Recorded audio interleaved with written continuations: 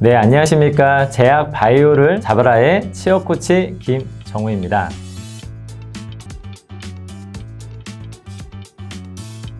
지난번에는 제약 산업에 대한 분류에 대해서 깊게 알아보는 시간을 가져보았는데요. 이번에는 바이오 산업에 대해서 조금 더 집중적으로 이해하는 시간을 가져보도록 하겠습니다.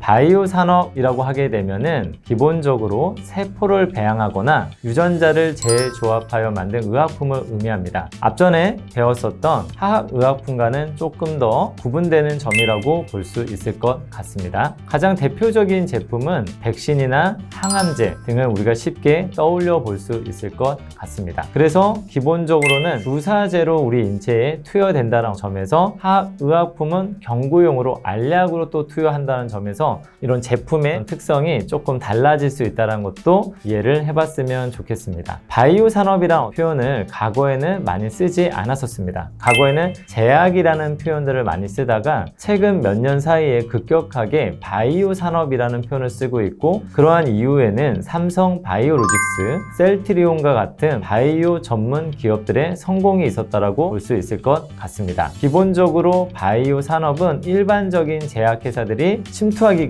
쉬운 산업은 아니다. 왜냐하면 기본적으로 기술력과 자본력이 기반이 되어야 하기 때문에 그렇습니다. 그래서 이전에 삼성에서도 이건희 회장이 삼성 바이오로직스를 설립하고자 했었을 때 삼성이 하는 데 있어서 막강한 기술력과 자본력을 가지고 할 수 있는 산업에 침투해야 된다는 지시를 통해서 삼성 바이오로직스가 생겼다고 볼 수 있을 것 같습니다. 그리고 나서 SK 바이오사이언스, 롯데 바이오사이언스 등이 앞으로 출범 예정입니다. 이와 같이 바이오 산업은 특히 대기업에서 많이 투자를 하고 있고 앞으로 성장 가능성이 무한하다고 볼 수 있을 것 같습니다. 그렇다고 한다면 가장 대표적인 기업 삼성 바이오로직스와 셀트리온의 차이에 대해서 간단하게 말씀을 드려보도록 하겠습니다. 우선 삼성 바이오로직스 같은 경우에는 바이오 시밀러 사업은 삼성 바이오 에피스라는 또 계열 회사에서 진행을 하고 있습니다. 셀트리온은 주요 사업이 바이오 시밀러 사업이고, 삼성 바이오로직스는 바이오 의약품 의탁 개발 사업인 CMO가 가장 주력 사업이라고 볼 수 있을 것 같습니다. 하지만 삼성에서도 삼성 바이오 에피스라는 어떤 회사가 바이오 시밀러 사업을 하고 있다고 볼 수 있을 것 같습니다. 다음으로 삼성 바이오로직스 같은 경우에는 글로벌 바이오 의약품 기업들이 주요 고객입니다. 우리가 가장 쉽게 알고 있는 글로벌 바이오 의약품 기업이 있다고 한다면 바로 모더나를 한번 떠올려 볼 수 있을 것 같습니다. 삼성 바이오로직스가 모더나를 수주하면서 또 크게 언론에서 주목을 받았던 적이 있습니다. 그 다음에 셀트리온 같은 경우에 작년에 굉장히 크게 또 주목을 받았었던 때는 언제냐면은 코로나 치료제를 한국 최초로 개발을 했다라는 점입니다. 아쉽게도 레키로나주 같은 경우에는 코로나 치료제로 개발이 되었지만 현장에서는 많이 쓰이지 못해서 좀 셀트리온 입장에서는 굉장히 아쉬웠던 성과라고 볼 수도 있을 것 같습니다. 그리고 삼성 바이오로직스 같은 경우에는 사업의 연역이 굉장히 짧지만 지금 현재 생산 규모가 세계 1위의 CMO 기업으로 되었을 정도로 굉장히 빠르게 성장하고 있다는 점들, 그런 점에서 많은 채용도 일어나고 있다는 점들도 생각해 보셨으면 좋을 것 같습니다. 그 다음에 셀트리온 같은 경우에는 셀트리온이라는 회사, 그다음에 셀트리온 제약,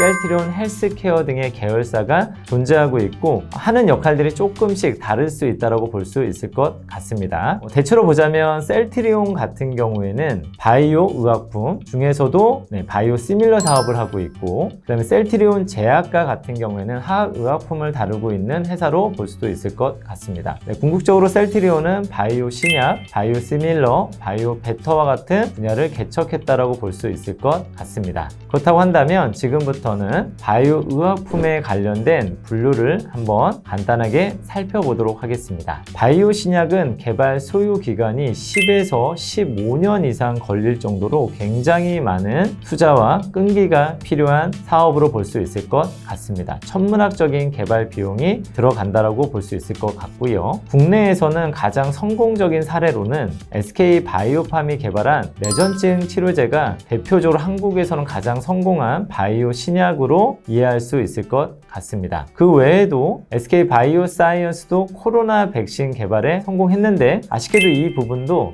한국에서 별로 활용되어지지 않고 있다라고 볼 수 있을 것 같습니다. 그래서 바이오 관련된 이 신약은 대체로 대기업도 하고 있지만은 벤처 기업들, 바이오 벤처 회사들이 연구 개발 중심으로 개발을 많이 하고 있다는 점들 한 번쯤은 체크해 보셨으면 좋을 것 같습니다. 그러한 관점에서 봤었을 때 대기업들도 있지만은 바이오 벤처 쪽으로 취업을 하는 것도 고려해야만 하는 어떤 대상이라고 볼 수 있을 것 같습니다. 다음으로 바이오 시밀러라는 어떤 표현들을 한번 살펴봤으면 좋을 것 같습니다. 신약의 특허가 만료가 되면은 바이오 시밀러, 결론적으로는 성분이 비슷하게 개발하고 판매할 수 있다라고 볼 수 있을 것 같습니다. 하지만 이걸 복제약이라고 표현하지 않는 이유는 무엇이냐면 세포를 배양하고 유전자를 재조작해야 한다는 점에서 100% 복제 자체가 불가능하기 때문에 바이오 시밀러라는 표현을 쓰고 있습니다. 그리고 바이오 시밀러라는 어떤 제품 자체를 개발하는 데 있어서 약 8년에서 10년 정도의 시간이 소요되어진다. 이렇게 많은 시간과 기술이 있어야지만 이 바이오 시밀러를 개발할 수 있기 때문에 바이오 시밀러를 개발하고 그 다음에 이 바이오 시밀러를 통해서 굉장히 높은 수익을 올릴 수도 있다는 점들 한 번쯤은 잘 체크해 보셨으면 좋을 것 같습니다. 다음으로 바이오 베터라는 개념을 우리가 한번 이해해 봤으면 좋을 것 같습니다. 바이오 신약을 개량해서